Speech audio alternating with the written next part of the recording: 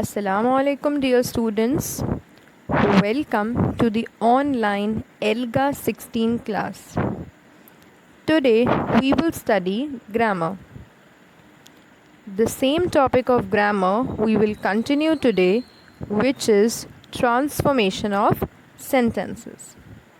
In the last class, we studied about how to change a telling sentence to a yes or no question, where we took helping verbs as the base. So let us revise once what are helping verbs. These words like am, are, was, were, be, been, being, do, does, did, have, has, had, may, can, must, might, shall, will, should, would, could are some examples of helping verbs. So, in today's video, we will learn about the transformation of sentences where there's a helping verb and where there is no helping verb. So, let's start with the present tense first. So, there are two categories in present tense: when there's a helping verb and when there is no helping verb. So, let's get started. Children, in the present tense, when there's a helping verb, how we'll change a telling sentence to yes or no questions, the 3 steps are given for you. If a telling sentence has a helping verb, we will make these 3 changes. The question starts with a helping verb, the place of the subject changes, and a question mark is added. Let's see an example. The students are reading the books. As you can see, it's an example of telling sentence.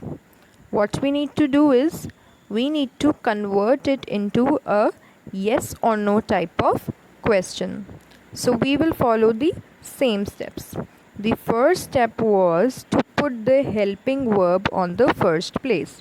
So the sentence should start with are. Then we'll put the subject after the helping verb. The students will be placed after are, and then the rest part of the sentence, like reading the books, and then a question mark in the end. So the sentence will be like, are the students reading the books? As you can see, on the first place we have used the helping verb, then there is a subject, and then the rest part of the sentence with a question mark. I hope this example is clear to everyone. Let us consider another example. Another example is, the children are playing outside. I want everyone to think for a minute what will be the answer.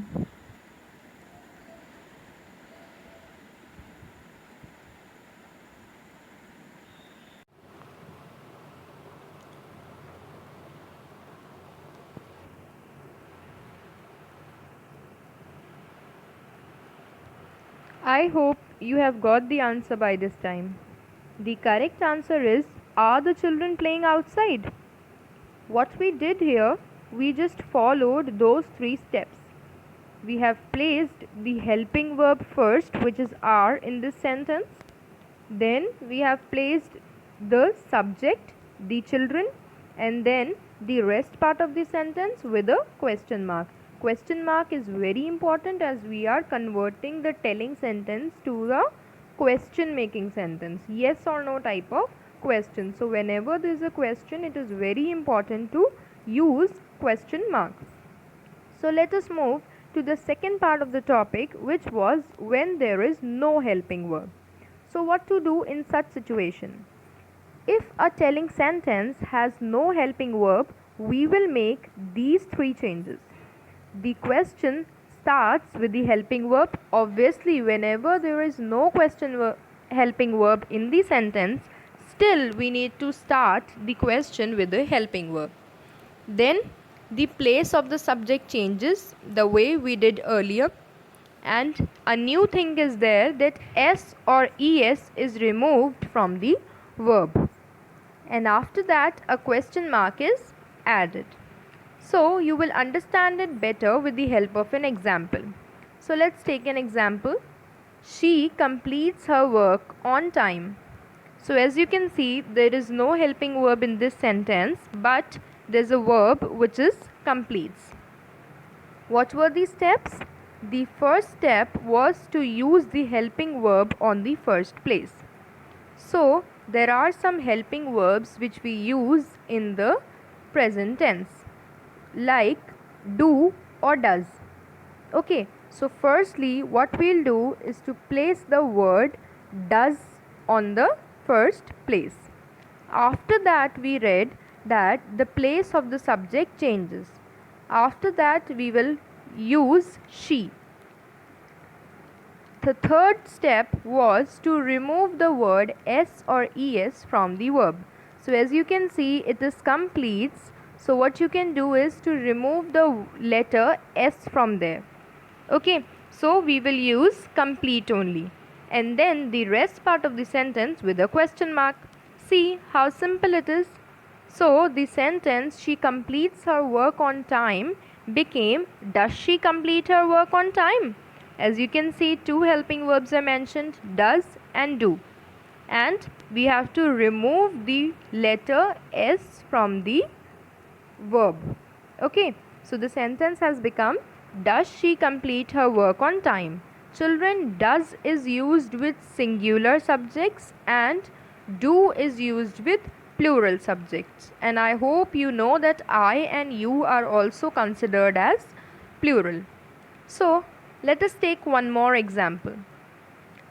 Rita sits with Tina in the class. Again, as you can see, there is no helping verb in this sentence, but there is a verb which is sits here. We will follow the same steps and make the answer. The first step was to use the helping verb. As I told you, two helping verbs you can use, which are does and do. But does is used with singular subject, do is used with plural subject, and I and you are considered as plural. Okay, so in this sentence, as you can see, subject is singular. So we are going to use the helping verb does with this subject. So the first thing we need to do is put the helping verb on the first place, which is does. After that, the second step was to change the place of the subject. So obviously the subject is Rita here, then we will write Rita after does. Okay, so the sentence till now we have made is does Rita. After that you can see the verb sits is the verb, and if you remember, we have learnt that the s of the verb will be removed. If there is s, it will be removed. If there is es, that will also be removed. So here we can see s, so we will remove the s of the verb and place the verb on the third place. Okay, so we have now does, Rita, and sits will become sit, and then the rest part of the sentence we have to place with a question mark. Your answer is ready, my dear children. The answer is, does Rita sit with Tina in the class? I hope you all have understood this concept. So let's talk about past tense now. Two situations again we'll study in past tense, like when there's a helping verb and when there is no helping verb. So let's take the first situation first, when there's a helping verb. So if a telling sentence has a helping verb, we will make these three changes. The first one is the question starts with the helping verb, the place of the subject changes, and a question mark is added. So let us understand with the help of an example. The tiger was sleeping peacefully. So in this sentence, as you can see, was is the helping verb. The helping verbs that we can use in past tense are was, were, and did. Okay, and was is already here. So what you need to do is to put the helping verb on the first place. So was will go on the first place. Then the subject will follow, which is the tiger. And then the rest part of the sentence, which is sleeping peacefully, with a question mark. So the answer has become, was the tiger sleeping peacefully? Let us take another example. The birds were chirping.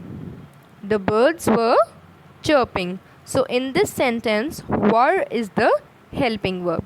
What we need to do is to put the helping verb on the first place. So children, think for a minute.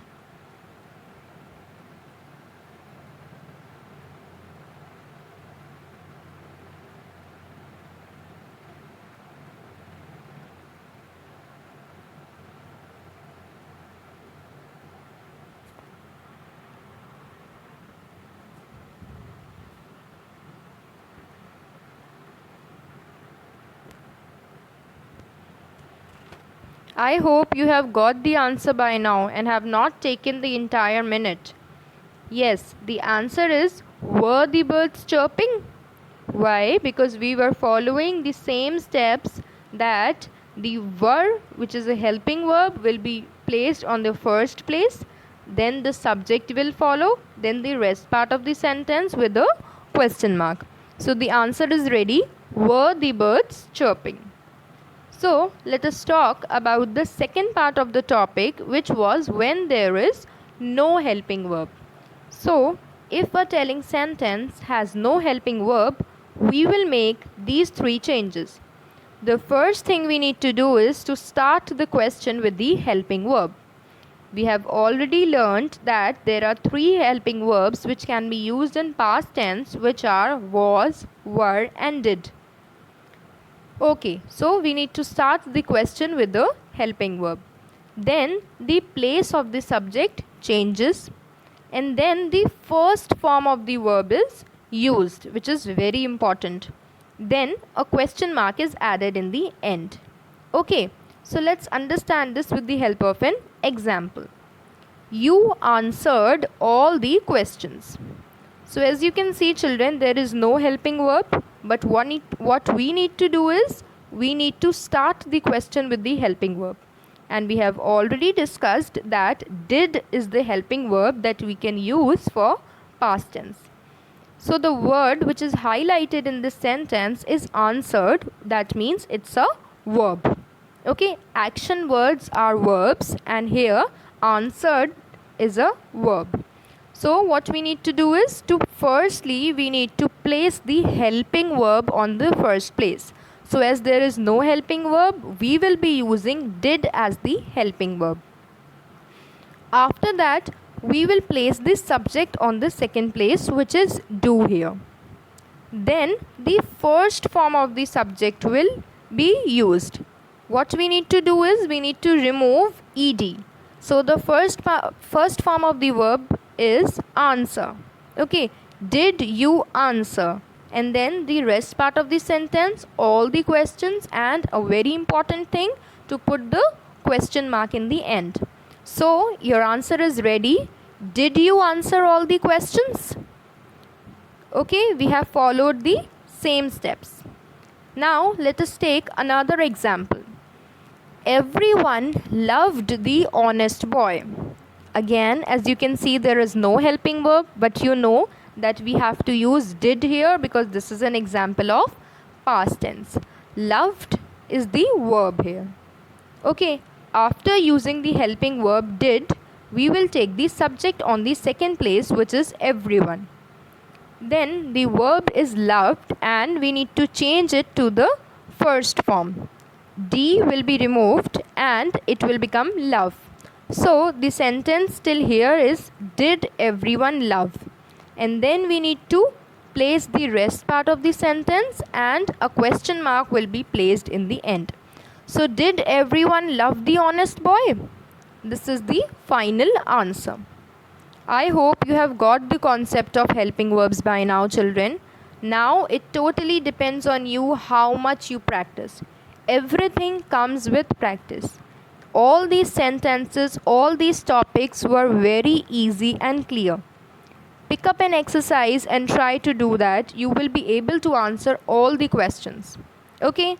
Happy learning everyone. Jazakumullah khair.